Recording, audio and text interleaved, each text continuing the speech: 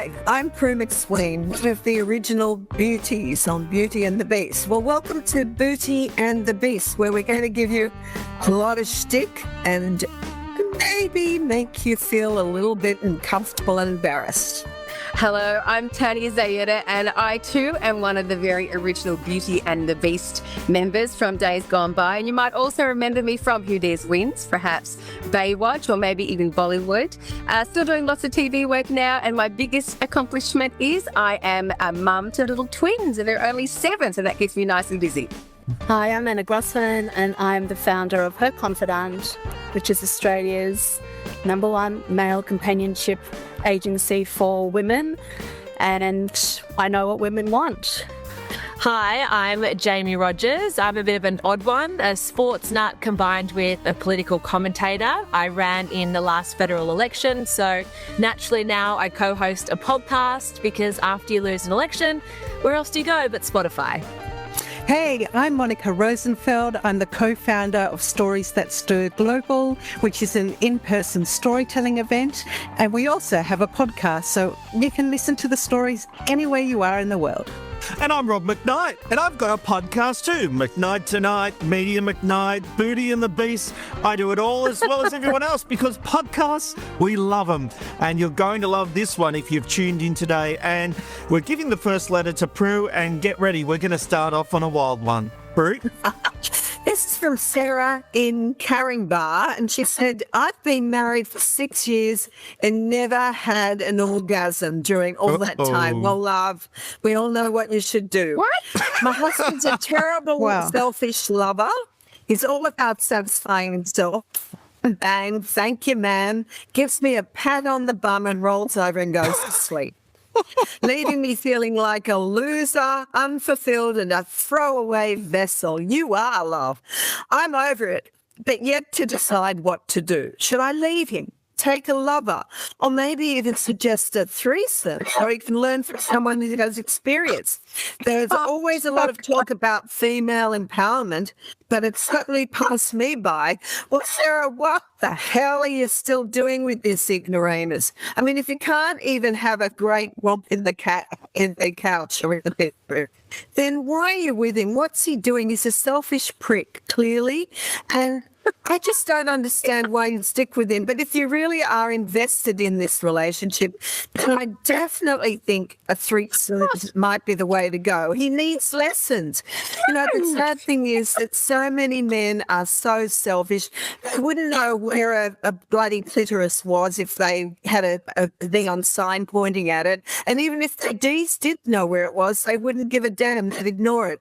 So I think the main thing is, if you really want to stick with him, do suggest a threesome. Did you say it's called a clitoris? I'm just searching that up, Prue. I don't know what you Yeah, I know, exactly. Anna, why is this woman relying on anyone else for her orgasms? I mean, obviously you do want an orgasm when you're with someone else, but that's not the only way to achieve orgasm. Well, there's so many answers. We'll have to summarise. Firstly, they've been only married for 6 years. What's the problem? It should be hot and amazing and long-lasting. And secondly, as Prue said, definitely get a threesome happening to see maybe he wants to learn how to satisfy his woman, because no one actually teaches us how to have sex and what's sex about. We just learn on our own. And thirdly, if he doesn't want to come to the party, then I'm here. I'll help you. Tania, what do you think? How can we help? Everyone seems to be suggesting a threesome.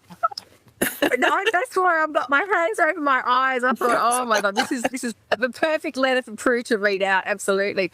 No, I would not be recommending a threesome. There are so many other sexual tools you can go online and buy. You don't even need to go into a shop if you're embarrassed these days. And as you said, Rob, why do you need to rely on anybody else? You could perhaps do some online shopping, get yourself a couple of pleasurable toys, and then teach him how you would like them used. That's what I've been doing. He sounds Monica, like he's lazy. I've been taking care of my own orgasm since about the age of 12. So Good to know. Great to know, Rob. how can we help? Well, personally, when you mention a threesome, there's no way a man like this will have a threesome with another man. In 1 second, he'll want 2 females, but invite another man into the bedroom and he will lose interest faster than you can say, look at my booty. So I think, and I would like to think, my question is, how does he treat you outside the bedroom? Because I can only imagine he treats you with as much disrespect. So my advice to you is flick him off, get rid of him. We don't have to wait for the 7-year itch, to move on. Take responsibility for your orgasms, for your life, for your va-va-voom, and just say, goodbye, partner. I'm living my own life now. Jaimee, I'm trying to give him the benefit of the doubt. Maybe they have a strong relationship and maybe he's just overwhelmed by her beauty and just maybe needs some encouragement with the foreplay. No, Look, that's a very nice way of putting it, Rob. That's a nice way of putting it. But Rob, you and Tania already said it. I'm with you. I think she needs to go and invest in a womanizer because, Sarah, you're not a loser. Go and Google that device. Go and invest in that. And if he is that bad, just roll him out of bed permanently. Time to move on. Can I just say it's been a thrill being the only man as part of this discussion here on Beauty and the Beast. And now I'm about to look up womanizer. I might start giving them out as presents for Christmas, maybe. You will be the most loved person in the world if you give that as a Christmas present, because there is no turning back once you've tried I know one what of I'm those getting things. my wife.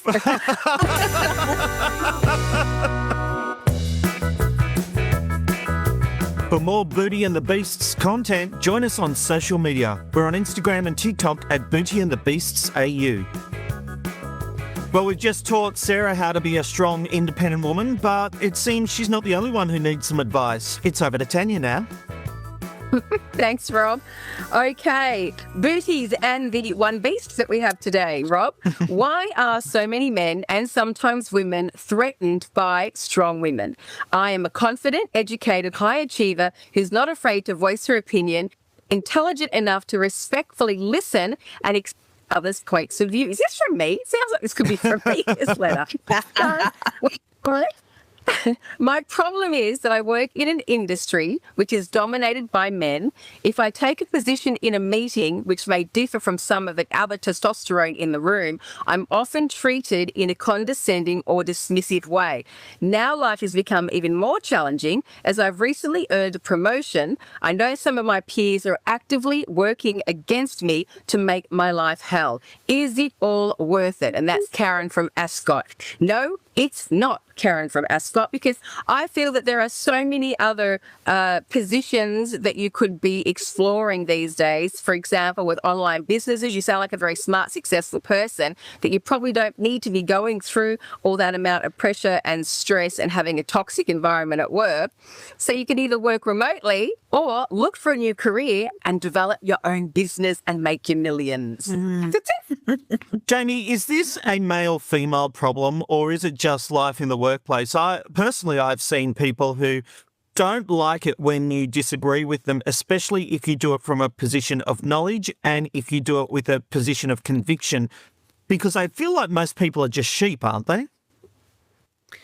Well, you're right there, Rob. I think people get intimidated by a strong, successful female, but also they can sometimes feel that way about the male as well. And there is often that double standard, though, where when you see a confidence in men is seen as a leadership quality, whereas confidence in a female often be perceived as bitchy or bossy or over the top. So it is that balancing act, but it's so important, Karen, that you don't stop, that you keep working hard, make your results do the talking.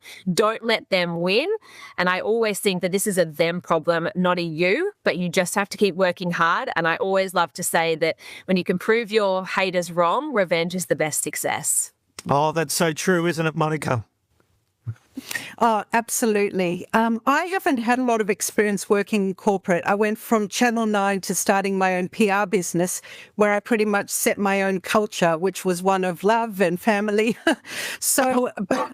When reading this question, my first instinct was, it's absolutely not worth it.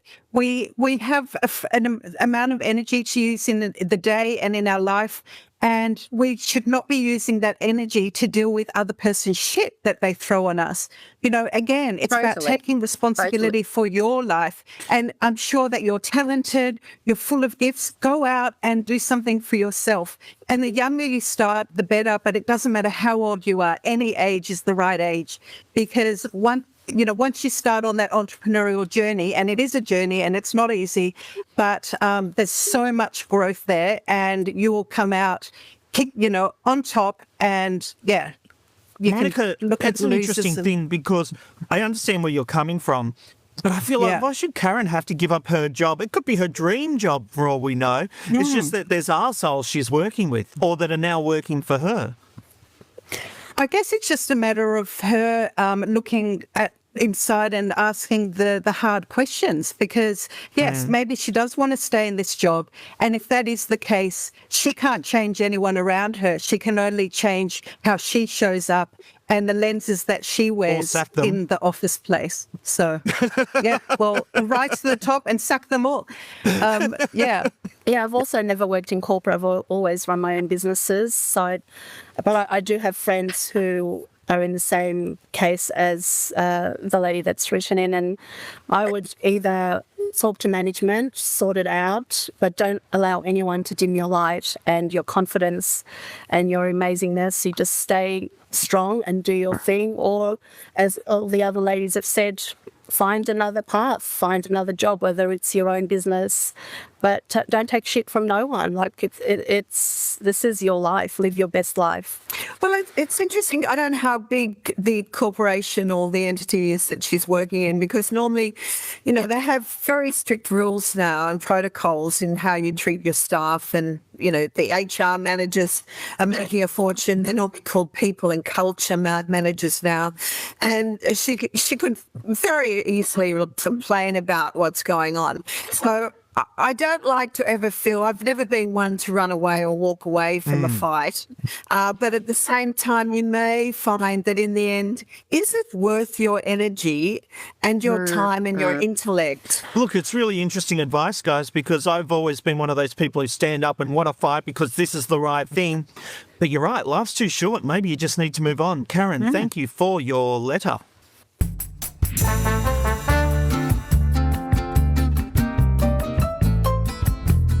As we get older, it does become harder to find friends, and our next letter writer seems to be having that same problem. Dear B&B, I'm a very confident person who enjoys meeting people and finding out about their lives. My issue is that so many I meet are closed books, even a waste of space. I know that sounds cruel, but they have either lost their art of communication or never had it. I know that there are a lot of walking wounded out there, but it frustrates the hell out of me when people don't wish to open up and learn, listen and share. Why don't they just stay home? Jane from Paddington. Well, I just feel, I enjoy speaking to people that have substance and that have something interesting and something I can learn from. So I completely understand her, where she's sort of coming from, and some people are not very communicative, and that's just who they are. So it's tricky. I mean, you can tell them to stay home, but if they want to go out, they go out. I tell you what, Prue, if they're after people with depth for conversation, that could be why people don't come and talk to me. Could be, right? I mean, they maybe just be so intimidated by you and watching that's your it. Marty Sheargold on radio once called me the most boring person to have coffee with. True story. Okay, well, we won't go there.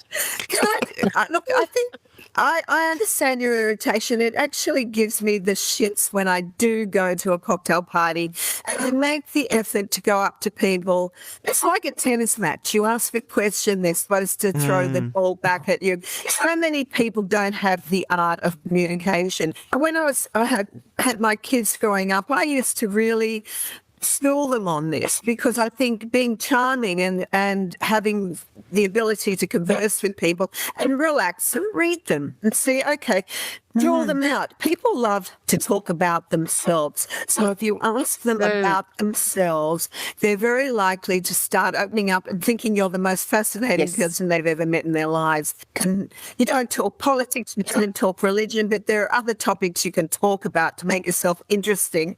But if they don't bother, well, just stay home, love. I'd rather read a book. Jaimee, what do you think? Have we lost the art of talking? I think we have, Rob, and it's a really sad reality of today's day and age where everyone is just glued to their phones and they're used to communicating online versus actually in person. So they are then stumped when you're actually standing there face to face and having to hold a conversation. But I agree with what you said, Prue, in that ask them about themselves and get them to open up, because that's the best way to get that conversation going. And Jane, you just need to be the one to get out there and start those conversations and keep going, because you will find people that want to engage with you at some point. Well, I think, Jane, you should have a look at where are you hanging out? What kind of places are you going to where they're all boring as batshit? So maybe go online yourself and check out different communities that are out there that might be a bit more interesting, that don't, that aren't, where they're not full of introverts who don't care about anything and spend all their time online so they can't talk anymore. And because there are plenty of places to meet people nowadays. So I keep coming back to this, but it's about taking responsibility instead of saying everyone else is wrong and bad, look at yourself, look at what you're doing, how you're communicating, where you're choosing to hang out, and make your reality better for yourself. Yeah, Tania, you've worked in the entertainment industry for a while now. It's full of introverts. How do you deal with that? Yes, I think that you, following on from what Monica said there, Rob, is that you pick and choose your circle of friends and your community a little better. So if you're obviously if you go into a work event or a cocktail party, as Prue pointed out, it's different. You're kind of almost forced conversation. But in your own circles, you need to pick and choose a little better and find people with common ground that are very interested in what you're doing, or you're interested in what they are doing genuinely, and the conversation will flow and a friendship will probably follow after that. So definitely take a little look at yourself, you're right, rather than pointing the blame perhaps at everybody else. And not in a mean way, but just again, take a look at yourself and mix in some better circles.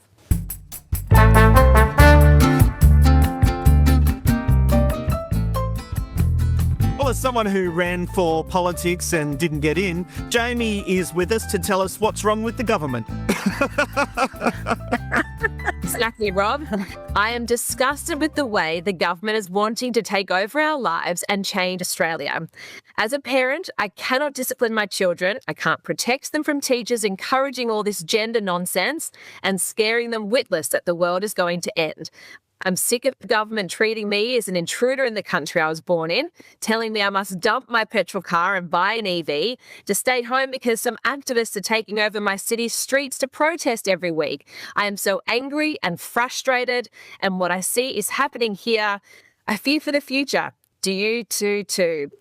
Well, Anne from Sydney, I've got to say that is exactly why I ran politics, because I feel the exact same way as you. And the only way to be able to make these changes that we want to see is by putting your hand up and doing something about it. I wasn't successful in getting in, but if we keep having these conversations, yes, people will call you names who don't agree with what you're saying, but it is so important that you are out there talking about this.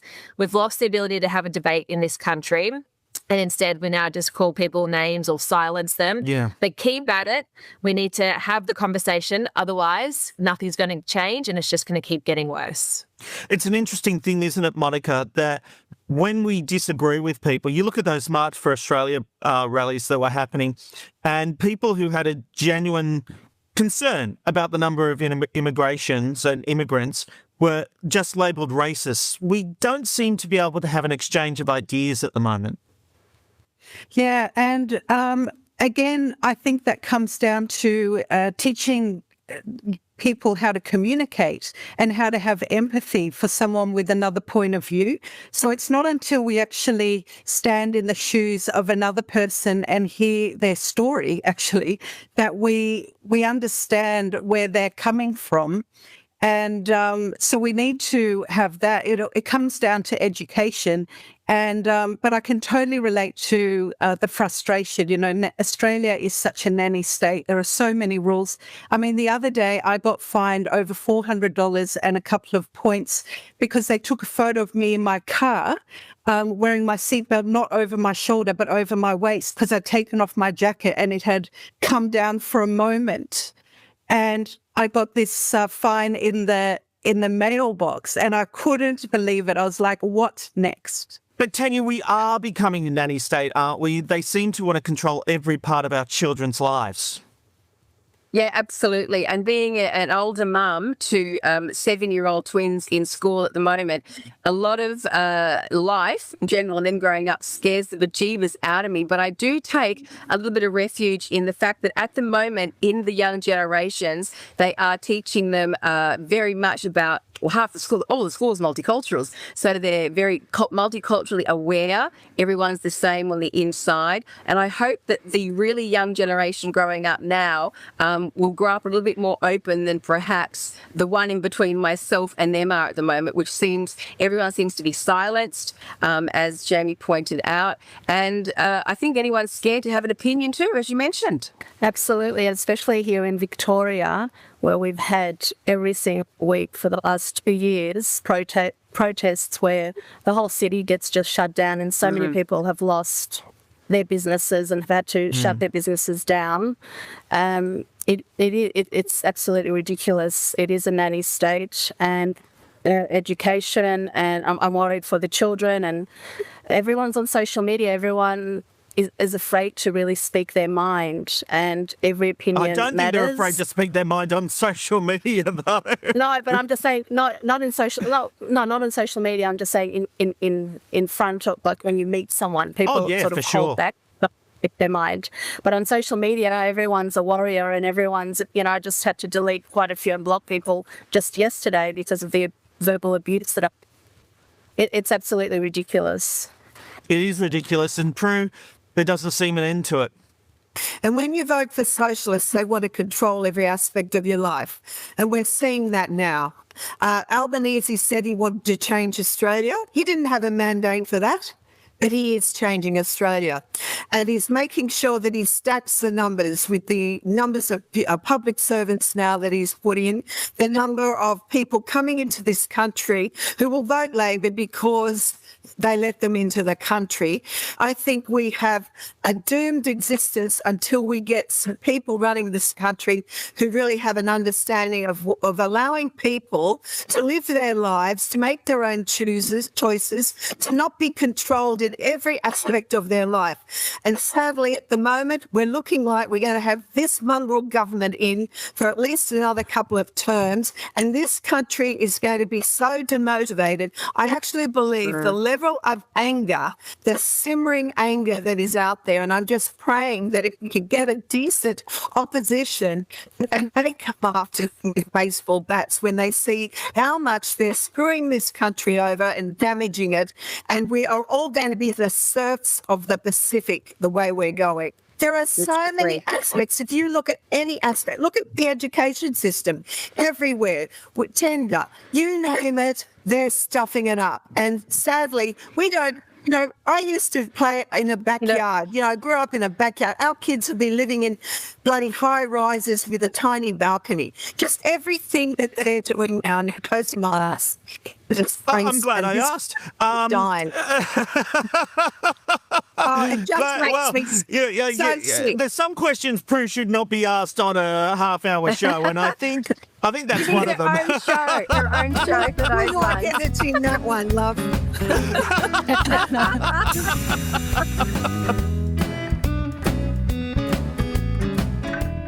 Well, we keep hearing about traditional values, but is there a point where we go back too far? Monica has our next question. All right, so here's the question. Dear B&B, My wife has become heavily involved in the trad wife movement. The independent, career-focused woman that I married is fast turning into my grandmother. She now refuses to allow me to do domestic chores, insists on serving me and only wear dresses, never jeans. Please tell me how to get her to revert to the woman I fell in love with. And is the trad wife movement a positive thing for women? Concerned Joe, Melbourne. Sorry, Monica. What's the problem here? Yes. You don't want to. You Sorry. threw me off guard there for a moment, Joe, but, Rob, but I am back. And Joe, I had to laugh that I got this question because my husband and I have lived our lives in reverse traditional roles. So I have cooked a total of 3 warm meals for my kids, and my oldest is now 19. And I spent a day with my first baby, and I was like, I'm going back to work, running the business. You can take care of the kids. And I'm very lucky that I found a husband who was very, very happy to do so. But when I thought about what could be a good way to help in answering this question, I really think it comes back to looking at your relationship. What's happening that suddenly your wife feels that she has to take on this weird social thing that's going on, being a trad wife? Is she trying to get your attention? Is she just trying to keep up with the Joneses? Is she unfulfilled inside? Like there's something going on that is making her do such a drastic thing. Maybe she's just doing an experiment. Who knows? But I think it just comes down to good old communication with her and see where she's coming from and go from there. So what's a trad wife? You mean traditional wife? Have I missed something here? Yes, that's exactly what it means, Tanya. It's this new movement where some relationships are going back to really traditional, like the 50s values. What do you think of that? Wow. What do I think of that? No, I would like, it's nice to have a little help around the house and a little help, but I kind of like where we're at now as women.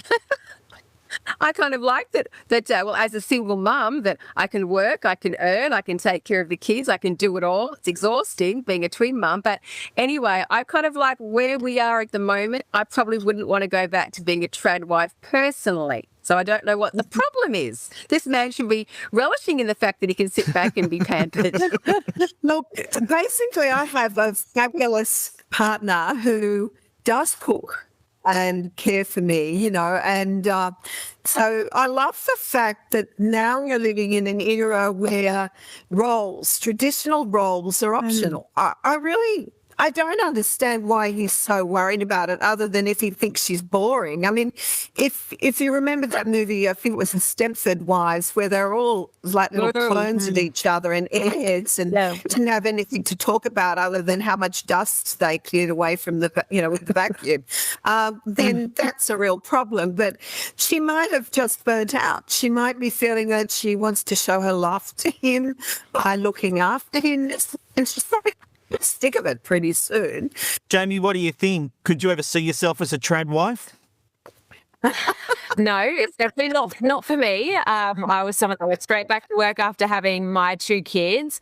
But I think that this trad wife movement, and for Joe, if that's what makes your wife happy, then just embrace it for this period. Because I think if she was someone that was a high flyer in the boardroom previously, she'll probably want to go back to that life at some point. So just embrace it, especially while she's happy. Don't comment about what she's wearing because it'll probably make her want to keep wearing the dresses and not the jeans.